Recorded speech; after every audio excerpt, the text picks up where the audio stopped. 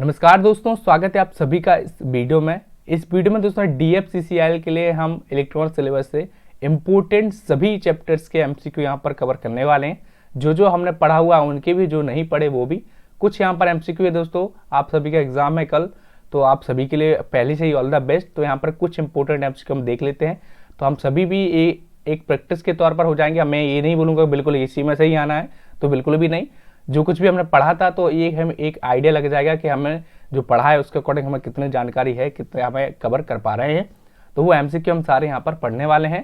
तो अगर आप भी पहली बार विजिट कर रहे हैं तो यहाँ पर हम दोस्तों इलेक्ट्रॉनिक्स का सिलेबस कवर कर रहे थे, जिसकी प्लेलिस्ट की लिंक मैं आपको डिस्क्रिप्शन में दे दूंगा। तो और भी मैंने एक MCQ पर वीडियो बनाई हुई है। अब यहाँ पर दोस्तों और MCQ पर वीडियो क्यों नहीं आई, तो मैं आपको बता दूं, मेरे पास कोई भी अलग से टीम नहीं है। जो कुछ भी है तो वीडियो मैं ही आपको खुद से ही आपको बना के देता हूँ। और मेरे पास भी दोस्तों काफ़ी सारा काम होता है, आप समझ सकते हैं, ऑफिस का भी काफ़ी सारा काम होता है, तो कभी कभी टाइम नहीं मिल पाता है।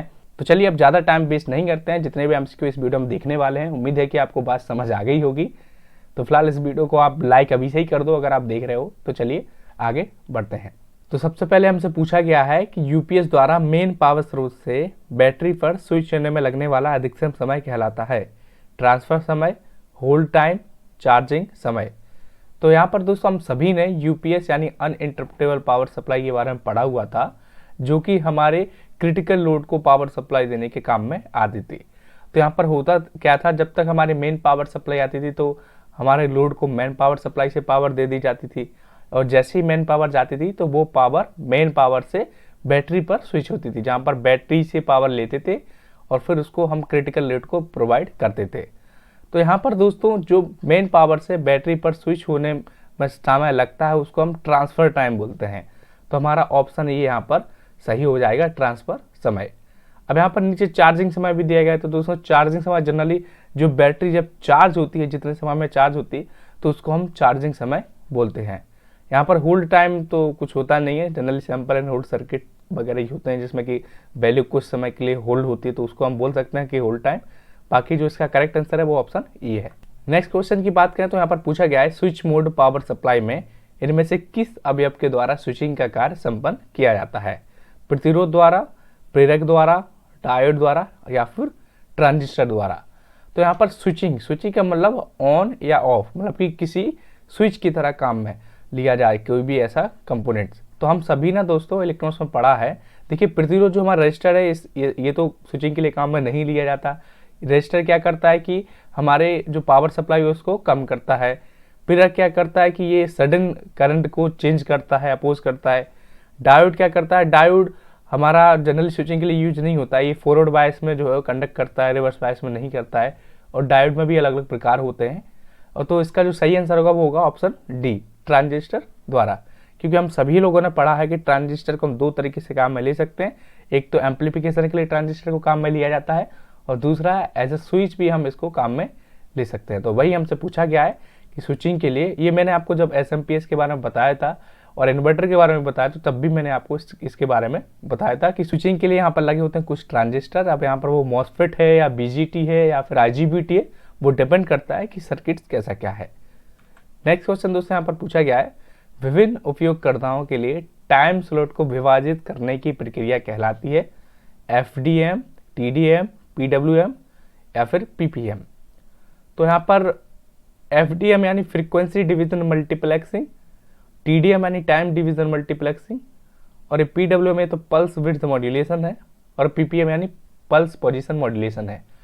तो यहाँ पर ये मल्टीप्लेक्सिंग जनरली होती क्या है। देखिए मल्टीप्लेक्सिंग बेसिकली एक ऐसी टेक्निक है जो कि हम काम में लेते हैं अपने कम्युनिकेशन में। मान लीजिए हमारे पास एक सिंगल चैनल है और मल्टीपल इनपुट्स हैं जो कि हमें ट्रांसपोर्ट करने हैं उस एक ही चैनल पर एक ही टाइम पर।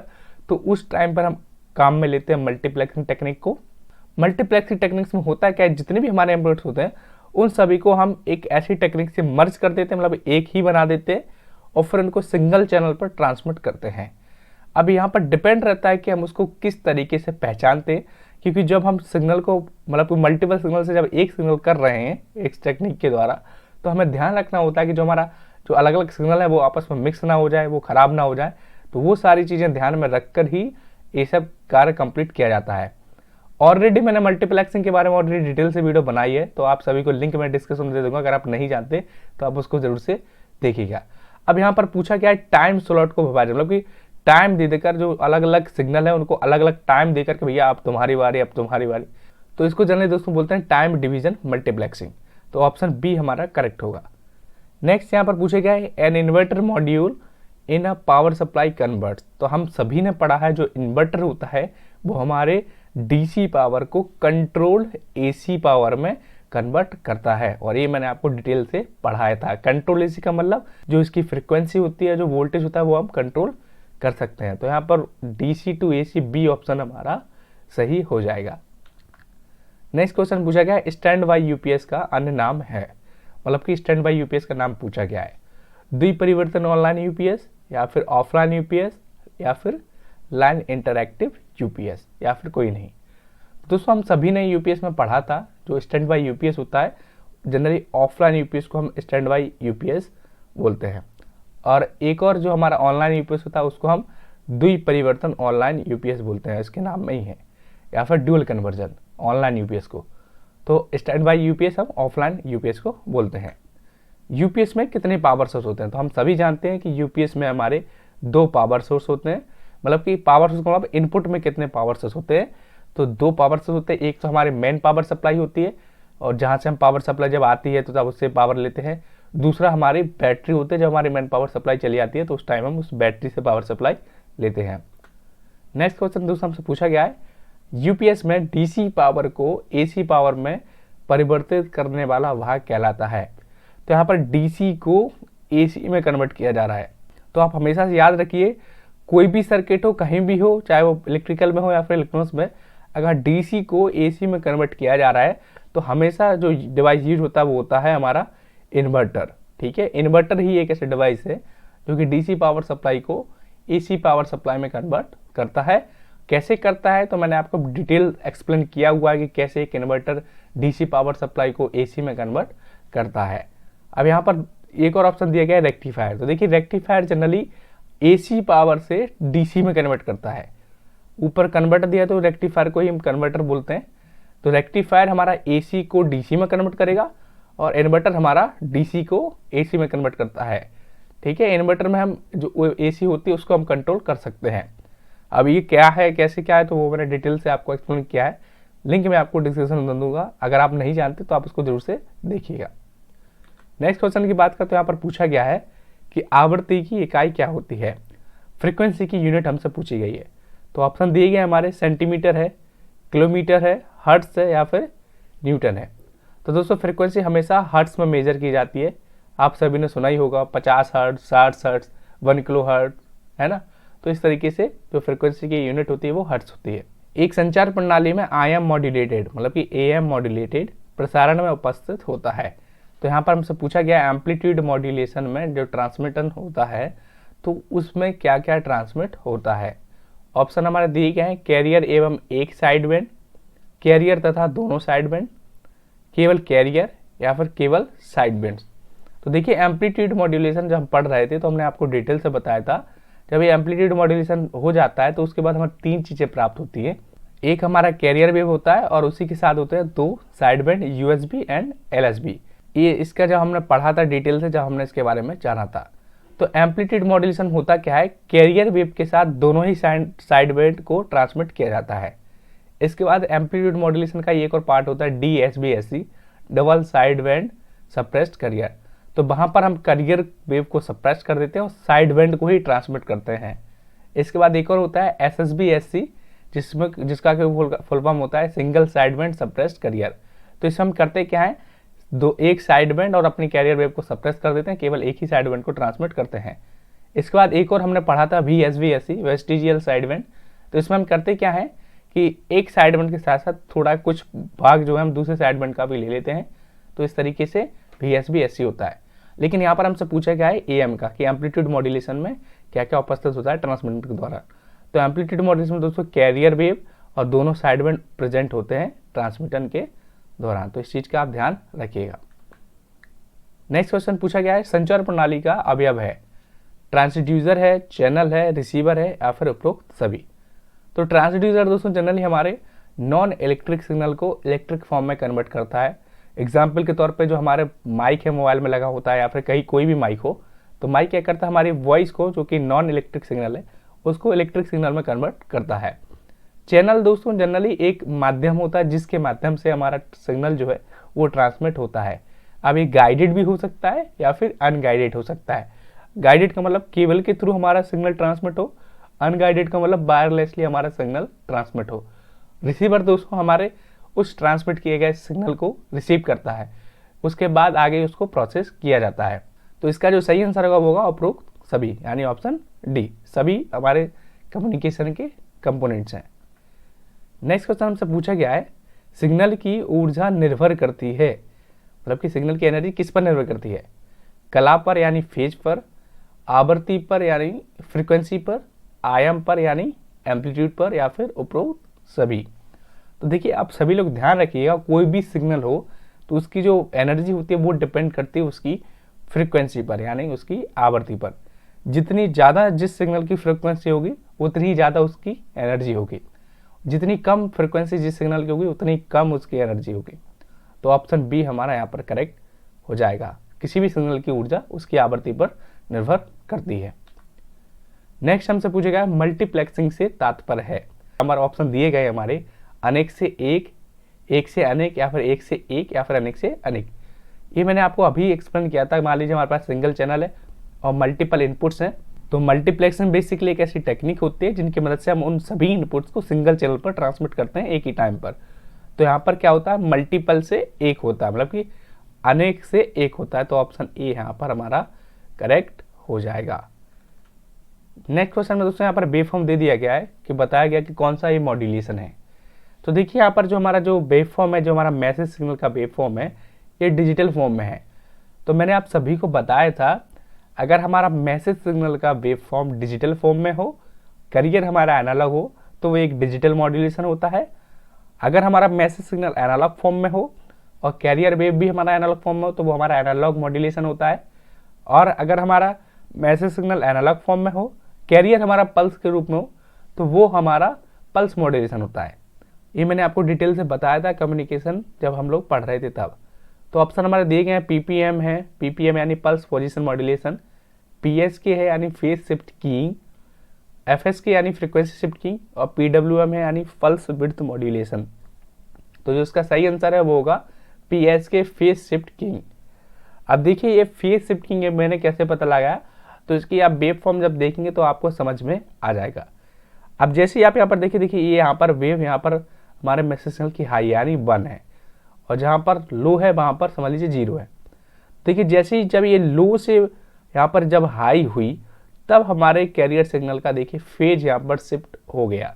जैसे ये इंटरसेक्शन आया लो से हाई, तो जैसे ही हमारे लो से हाई हुई तो हमारे कैरियर सिग्नल का फेज यहाँ पर चेंज हो गया। जैसे ही अब यहाँ पर हाई से लो हुई तो तुरंत हमारा फेज चेंज हो गया। तो जहाँ हमारे मैसेज सिग्नल के अकॉर्डिंग कैरियर सिग्नल का फेज चेंज होता है, फेज में चेंज आता है, तो उसको हम बोलते हैं फेज शिफ्ट कीइंग। तो आप वेवफॉर्म देख के समझ सकते हैं। नेक्स्ट क्वेश्चन हमसे पूछा गया है, a logic gate circuits that outputs a high whenever one of it inputs is a high.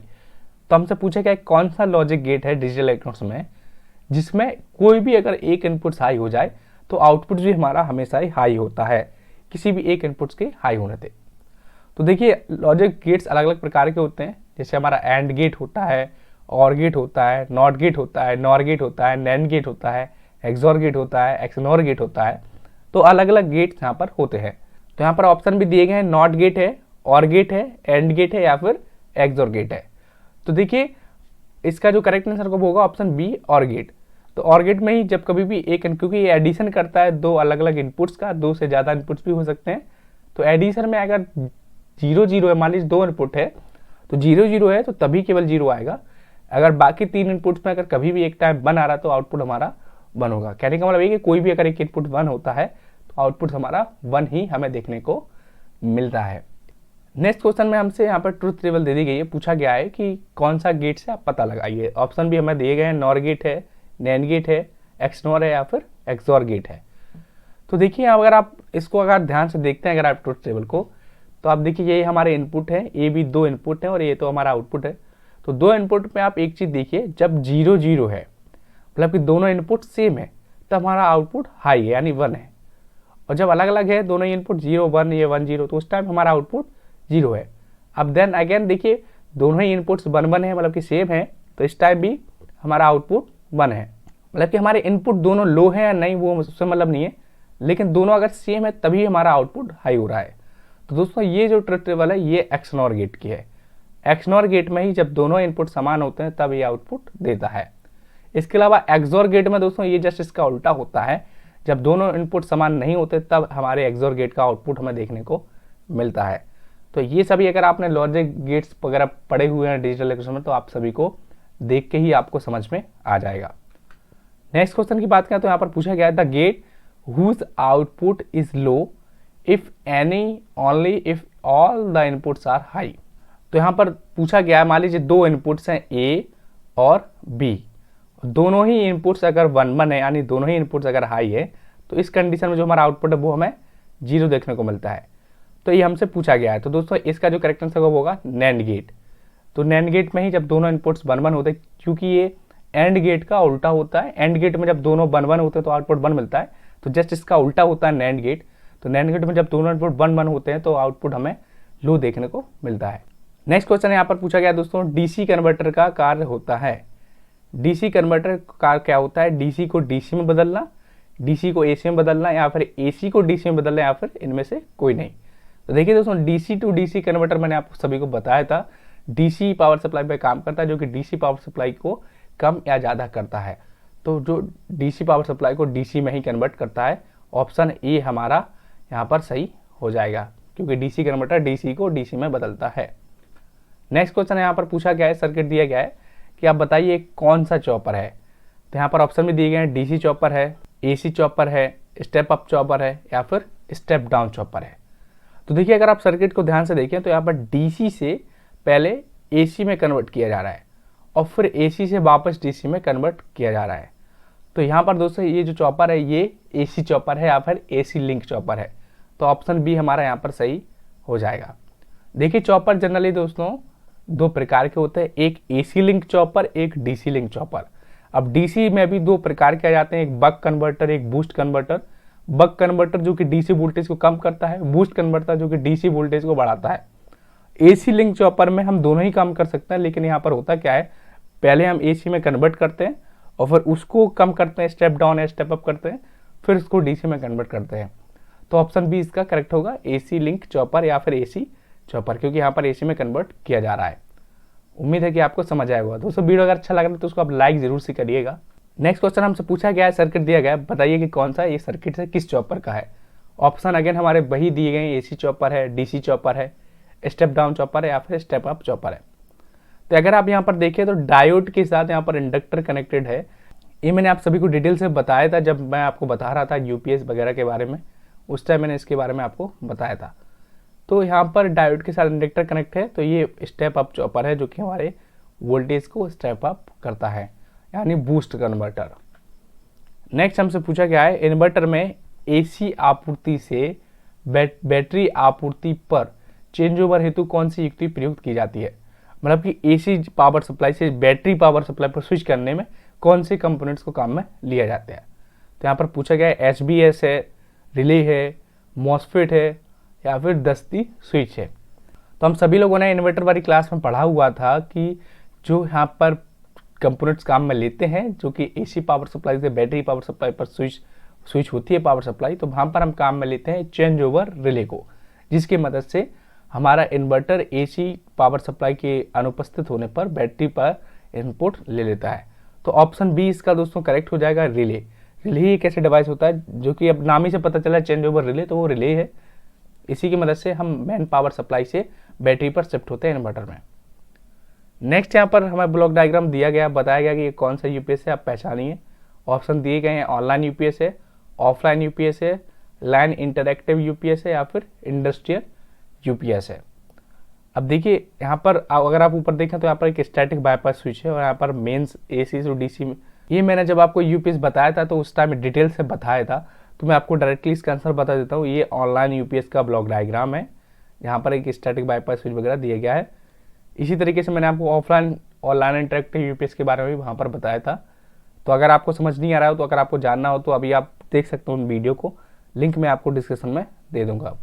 तो ये दोस्तों ऑनलाइन यूपीएस का ब्लॉक डायग्राम है। नेक्स्ट क्वेश्चन पूछा गया, the most critical part of the UPS. UPS का सबसे महत्वपूर्ण हिस्सा भाग कौन सा है? बैटरी है, रेक्टिफायर है, इन्वर्टर है, या फिर इलेक्ट्रॉनिक स्विच है? तो अगर वैसे देखा जाए दोस्तों तो इम्पोर्टेंट तो सभी है, लेकिन क्रिटिकल पूछा गया है। क्रिटिकल मतलब कि बहुत ही महत्वपूर्ण हिस्सा जिसके वजह से सब कुछ बेकार है, तो वो है हमारी बैटरी, ऑप्शन ए।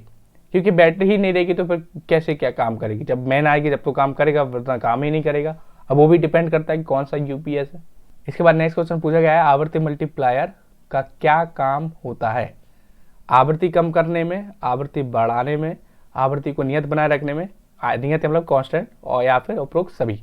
तो देखिए मल्टीप्लायर मतलब मल्टीप्लाई कर रहा है किसी चीज को, तो मल्टीप्लाई यानी किसी चीज को बढ़ा रहा है। तो यहाँ पर आवृत्ति मल्टीप्लायर, तो वो आवृत्ति को बढ़ाएगा, तो ऑप्शन बी हमारा सही हो जाएगा, आवृत्ति बढ़ाने में। आवृत्ति मल्टीप्लायर दोस्तों जनरली हम एएम ट्रांसमीटर में काम में लेते हैं। अगर आप इसका ब्लॉक डायग्राम देखें तो आपको समझ में आ जाएगा। नेक्स्ट हमसे पूछा गया, ध्वनि की तीव्रता व्यक्त की जाती है मीटर में, डेसिबल में, हर्ट्ज में, या फिर मीटर पर सेकंड में? तो दोस्तों ध्वनि की जो तीव्रता होती है वो डेसिबल में व्यक्त की जाती है, तो ऑप्शन बी हमारा करेक्ट आंसर है। नेक्स्ट क्वेश्चन हमसे पूछा गया है, निम्न में से टीडीएम किस में यूज किया जाता है? रेडियो में, टेलीविजन में, कंप्यूटर नेटवर्क में, या फिर सभी में? तो टीडीएम यानी दोस्तों टाइम डिवीजन मल्टीप्लेक्सिंग, जो कि मैं आपको अभी समझा ही चुका हूँ। तो ये दोस्तों सभी में यूज होता है, तो ऑप्शन डी हमारा करेक्ट आंसर होगा। नेक्स्ट हमसे पूछा गया है, निम्न में से कौन सी क्रिया किसी एनालॉग सिग्नल को डिजिटल सिग्नल में परिवर्तित करने के लिए उत्तरदायी है? मतलब कि एनालॉग सिग्नल को जब डिजिटल में कन्वर्ट करते हैं तो उनमें से कौन कौन सी प्रोसेस होती है? ऑप्शन हमारे दिए गए हैं, सैम्पलिंग, क्वांटाइजिंग, या फिर डिकोडिंग, या फिर ए और बी दोनों। तो जो इसका करेक्ट आंसर का होगा ऑप्शन डी, ए और बी दोनों, सैम्पलिंग और क्वांटाइजेशन या फिर क्वांटाइजिंग।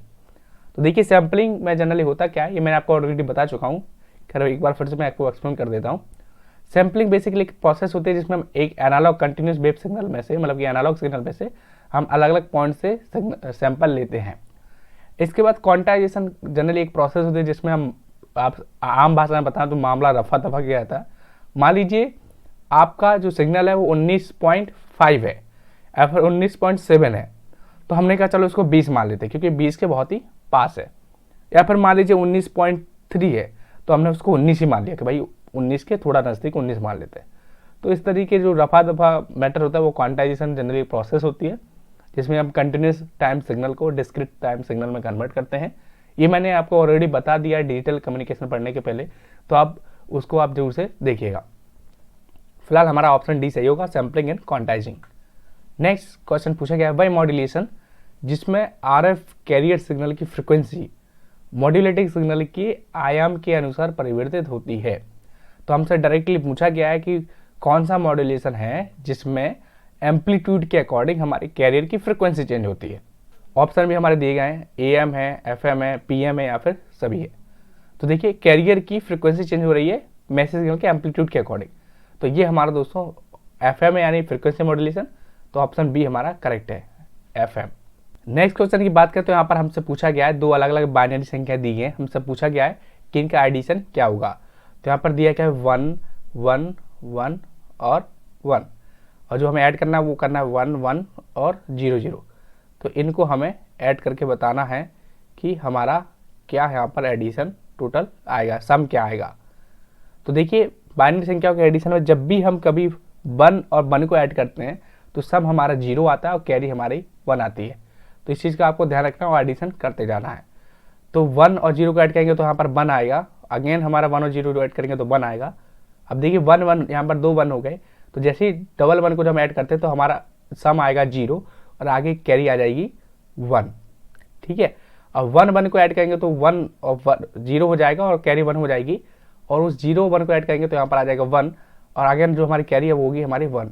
तो 1 1 0 1 1, तो ऑप्शन बी हमारा करेक्ट आंसर है। तो जो इसका जो एडिशन होगा वो होगा 1 1 0 1 1। नेक्स्ट क्वेश्चन पूछा गया द डेसिमल इक्विवेलेंट ऑफ 1 1 1 0 0। तो यहाँ पर एक बाइनरी संख्या दी गई, इसका आप जो है डेसिमल नंबर बताइए क्या होगा। तो मैं यहाँ पर लिख लेता हूँ 1 1 1 और 0 0। अब देखिए आप इसमें एक बेसिकली ट्रिक याद रखिए, आपको करने क्या है, अगर आप पढ़ा है या नहीं भी पढ़ा तब भी मैं आपके लिए एक सिंपल सी ट्रिक बता देता हूँ यहाँ पर। तो आप ध्यान में रखिए, 1 1 दूनी 2 2 दूनी 4 4 दूनी 8, यहाँ पर हो जाएगा 8 और 8 दूनी 16। तो इस तरीके से आपको ये क्रम याद रखना है, 1 दूनी 2 दूनी 4 दूनी 8 दूनी 16 दूनी 32 दूनी 64 दूनी 128 दूनी 256, ऐसे कंटिन्यूसली आपको याद रख लेना है और ऐसे आपको लिख लेना है। अब वो जो आपका बाइनरी नंबर है, जिन जिन बाइनरी नंबर के नीचे, मतलब कि जिन जिन नंबर के ऊपर ये 1 1 आ रहा है, आप उन डिजिट को ऐड कर दीजिए। तो यहाँ पर 16 और 4 को ऐड करेंगे तो हो जाएगा 20, और उस 20 और 8 को ऐड करेंगे तो हो जाएगा 28। तो यहाँ पर ऑप्शन भी दिया गया है 28, तो ऑप्शन डी हमारा सही हो जाएगा 28। तो जो हमारे इस बाइनरी नंबर का डेसिमल होगा वो होगा 28। नेक्स्ट क्वेश्चन पूछा गया, widely use receiver architecture and communication system A, tuned RF receiver, heterodyne receiver, direct conversion receiver या फिर नन ऑफ द अबव। तो कौन सा इनमें से रेडियो रिसीवर है जो सबसे ज़्यादा यूज किया जाता है? तो ऑप्शन बी हमारा सही हो जाएगा, हेट्रोडाइन रेडियो रिसीवर या फिर सुपर हेट्रोडाइन रेडियो रिसीवर। तो बस दोस्तों यही कुछ इंपॉर्टेंट एमसीक्यू थे। मुझे उम्मीद है कि आपको वीडियो पसंद आया होगा। आप सभी के लिए, आपके एग्जाम के लिए ऑल द बेस्ट। फिलहाल वीडियो अगर आपको अच्छा लगा हुआ है तो आप इसको लाइक कर दीजिए, शेयर कर दीजिए अपने दोस्तों के साथ, ताकि वो लोग भी इसको देख सकें। तो फिलहाल इस वीडियो में दोस्तों इतना ही, मिलते हैं फिर किसी वीडियो में। जय हिंद, वंदे मातरम।